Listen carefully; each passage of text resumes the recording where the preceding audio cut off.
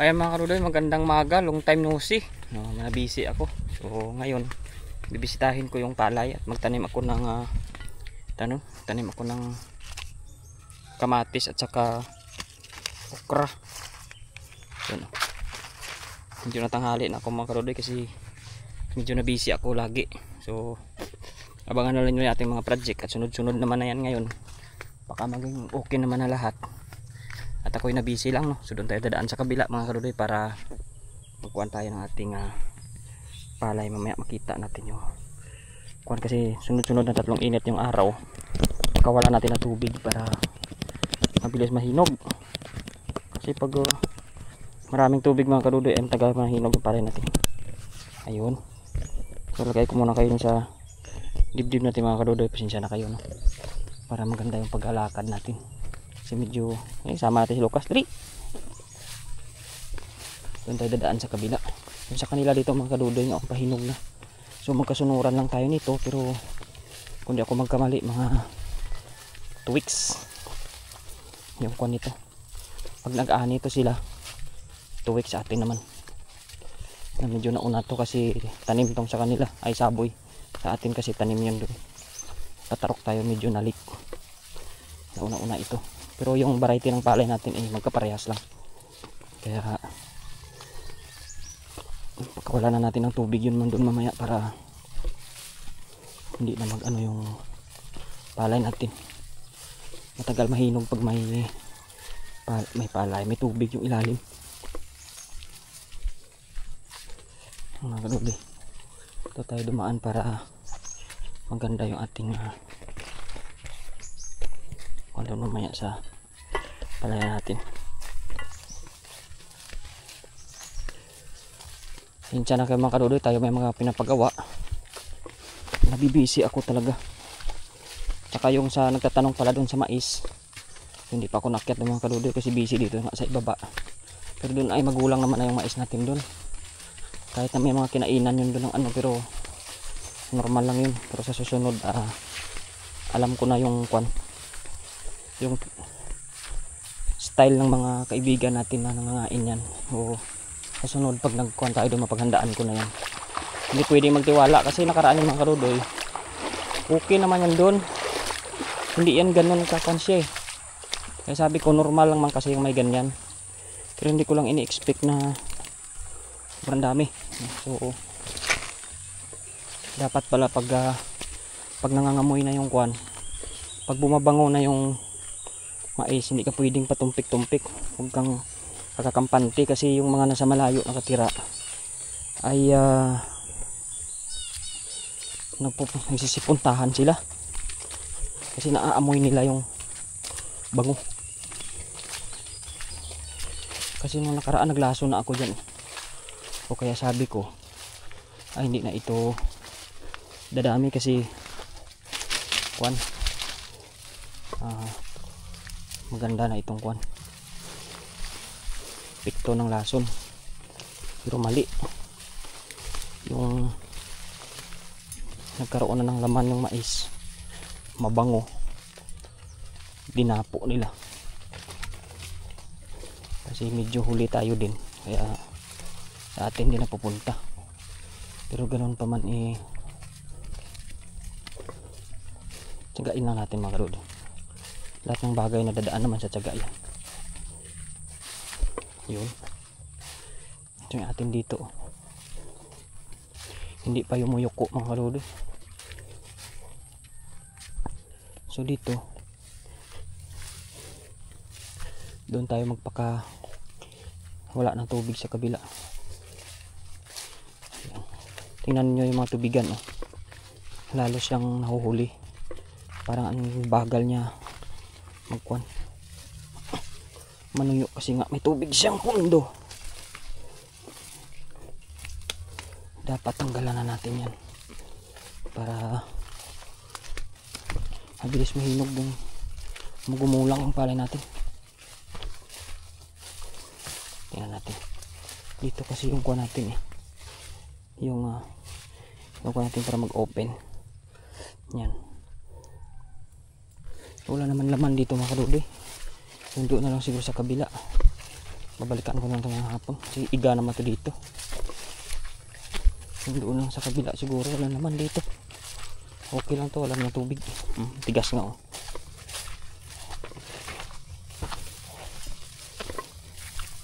Taas ng palay natin oh. Taga dibdib pala to, binhi na to. Yan. So makuha na ito mga kaludi, bata pa yan, hindi pa yan yumuyuko. May mga ilan yumuko na, pero hindi pa na talaga lahat, marami pa rin yung nakakuhan pa lang dito mga kaludi. Kailan ko na to dito gamasan nyo, ang damo, pero tingnan mo pa rin dami pa rin talaga. Bilis kasi mag lumaki.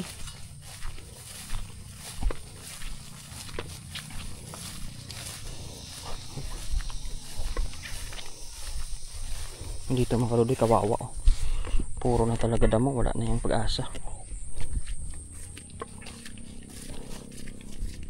Si Lucas sunod-sunod sa atin.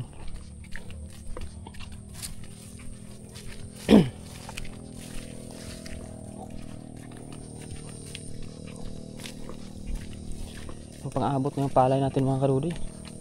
Dati kala mo naman oo na. Tama mga kaludi, may isang portion dito na hindi talaga lumaki oh. Yan. May isang portion talaga dito na hindi lumaki, tingnan mo. Pag ganyan nangyari sa palay mo, hanggang ngayon hindi pa nabunga, yan ang kalulugi. Yan, yun yung iwasan natin nakaraan. Buti hindi naging ganyan lahat yan.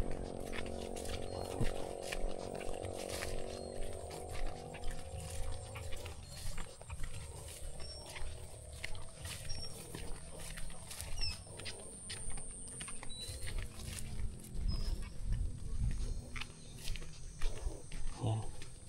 Gumugulang naman mga kaludi, maganda na. Mga 1 linggo pa to, ano ngayon, next week yan. Medyo nakayuko na yan siya. Tapos basta kalagitnaan to mga kaludi ng kwan eh. Kalagitnaan to ng mga first week ng October. Tansya ko lang. Baka makapagpaanay tayo. Kasi 11 pa lang ngayon. So 1 month pa. 1 month ng 11. Mga 2 weeks talaga siguro mga kaludi. Tayo dito. Ganit. Ngayon pa lang sumisibol din yung mga iba dito sa bandang gilid. Bango yung palay. Kaya mga kaludi, lagyan ko muna ng kwanto dito ng puwang. Lucas, wait ka lang ha. Lagay muna natin yung ating kwan dito mga kaludi, laruan. Mga kaludi, pakuha natin tubig. Daming tubig dito para mabilis ito mahinog. Kaya babay muna mga kaludi at gagawin ko muna ito siya. Ay mga kaludi, nakapakawala na natin ng tubig. Hindi pa tayo sa kabila, pakawala na rin natin yung sa medyo sa itaas para lahat wala ng laman.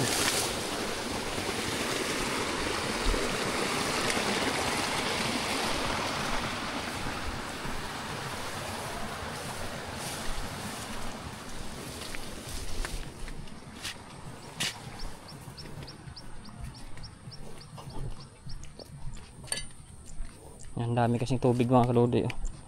Ayan oh. Kung nagpatanim tayo mga kaludi, hinog yung panay natin. Ayan oh. Ay kung sinaboy lang natin on, ganyan, hinog na yan. Papaano na tayo, papaani na. Kaso siyempre binunot pa natin, tapos tinanim ulit. Medyo delay talaga siya. Okay lang mga kaludi. Dito sa taas wala naman gasinong tubig. Yung nasa ibaba lang talaga. Yan.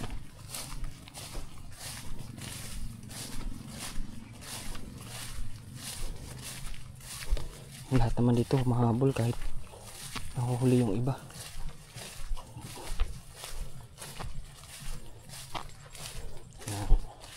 Ganda-ganda rin itong mga kaludi pag hindi lang ito ano.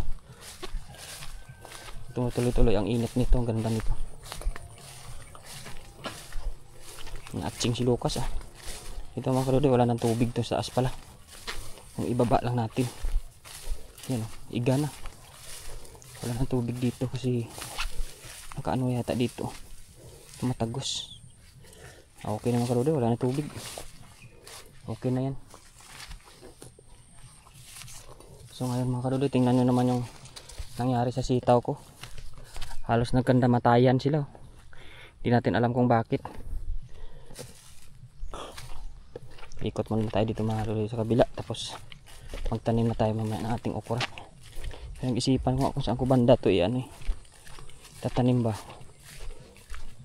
Oh, namamatay yung sitaw natin. Nang kuwan siya eh. Nagkulay yelo.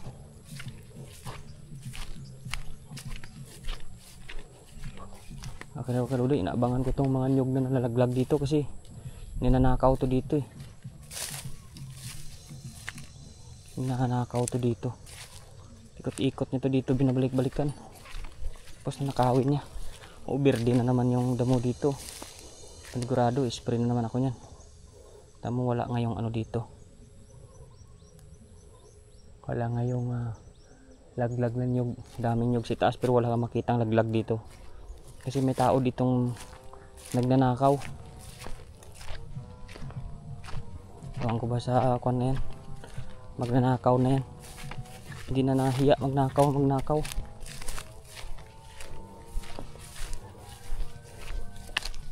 Pero mahuhuli din natin yan pagdating ng panahon.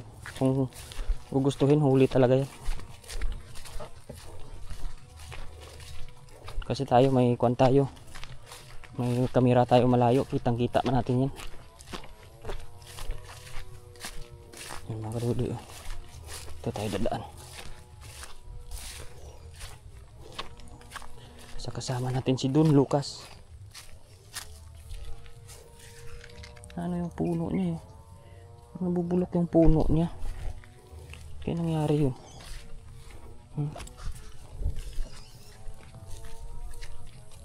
Masilan yung sitaw. Yan o. Lanta na. Ako maging okay pa yan. Sana maging okay pa. Aray ko. Makadul, lagay muna natin dito yung laruan natin. Tapos dito tayo magtanim ang kalode kasi mas malilim dito. Huwag doon sa kabila. Mas mahawan dito, mabilis maghawan dito. So, mga kalode, babay muna, mag-prepare lang ako. Yan mga kalode, tayo magtanim. Tanggalin na natin yung ating direct seeding lang natin ito mga kalode. Try natin, okra. Tsaka yung kamatis natin, lagay natin dito sa silong ng mga tawag doon ng ting sitaw. Lagay natin dyan. Sana ay mapalaki natin ito. Mga kalode, babay muna at tayo tatanim-tanim dito. Dito lang, maghilira lang tayo dito mga kalode. Medyo mainit na. Kasi dito sabi niya 40 days lang to eh. Tingnan natin kung 40 days nga talaga. May na yung kamatis natin. Sitaw muna unan, ay ko na muna. Okra.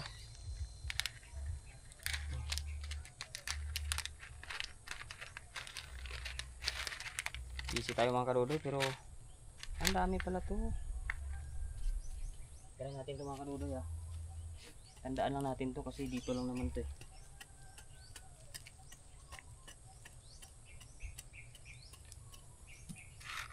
Dami pa lang laman dito. So maglagay lang tayo ng 3 puno mga kalode.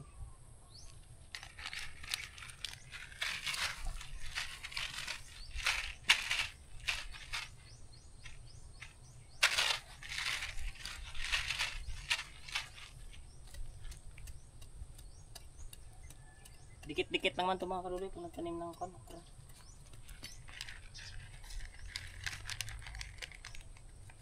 Hey, this is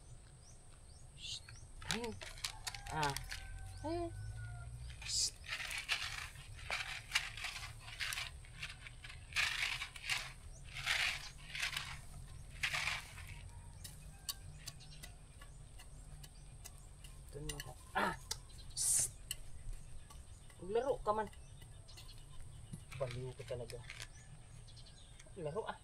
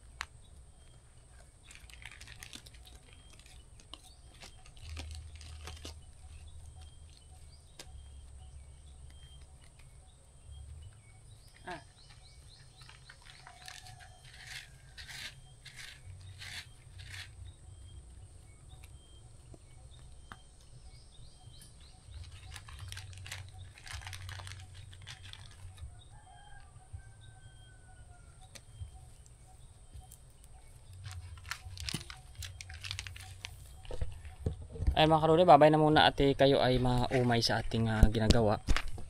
Matagal pa kasi ito, marami laman pala nitong nabili natin. So dito lang, ikakalat lang natin dito. Yan. Para kasama natin kalabasa. Ganyan lang yan mga karudoy, pag nagsibol yan, lagyan natin ng tusok-tusok na kawayan. Ngayon wala pa naman, hanggang doon, mamaya yan. Taniman natin hanggang dito lang. Si Lucas, kumakain ng kalabasa. Luko-luko talaga yan.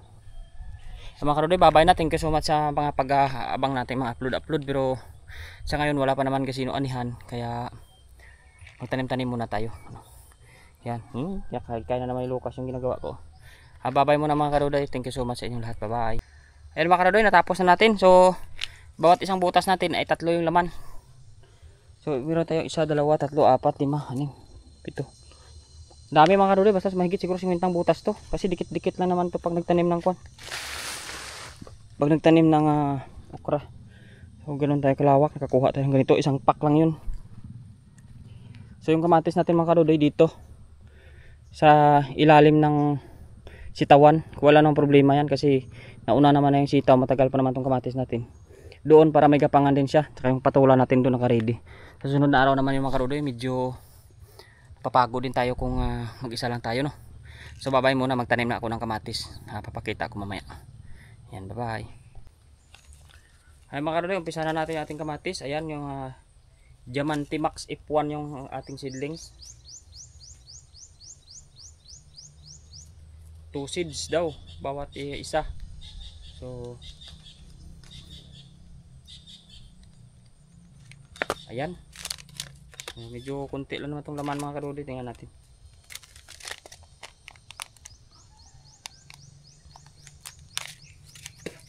Dapat kasi ito mga karudoy medyo may gapangan din, kasi pag walang gapangan ito ay mabilis din kasi ito mabulok pag tag-ulan. Kaya medyo dito na natin pagkapangin muna sa ano ng sitaw natin. Pag nakita na natin, ay kulay ang dami din pala nito, ang liliit na buto. So try natin dito mga karudoy, bawat poste ng kuha natin, lagyan natin para sigurado siyang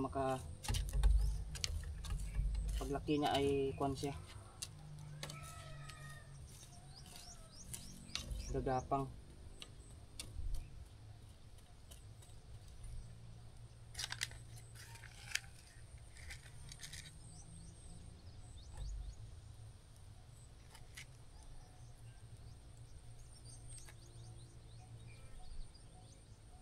Sobrang liliit niya mga karudoy. Yan.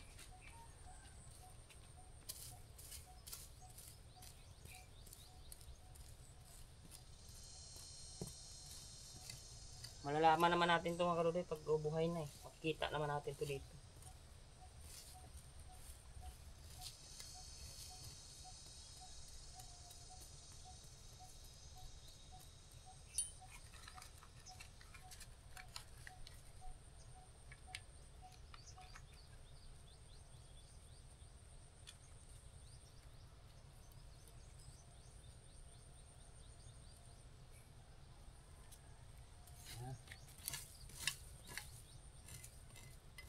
Ano? Boring ka na?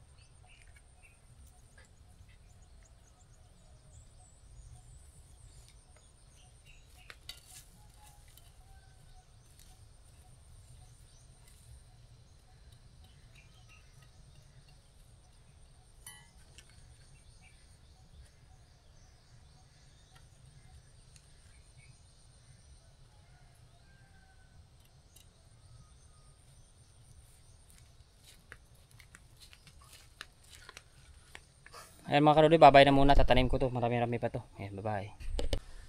So ayan mga karudoy, babay na, sa wakas nakatanim na tayo hanggang doon, no. Ayan, uwi na tayo. Abangan nyo lang yung mga sunod-sunod na ganap natin kung anong mangyayari doon sa ating munting mga pinagagawa. Mga karodoy, babay na. Pagod na si Lucas. Ayun, yan. Uwi na tayo mga karodoy. Bye bye.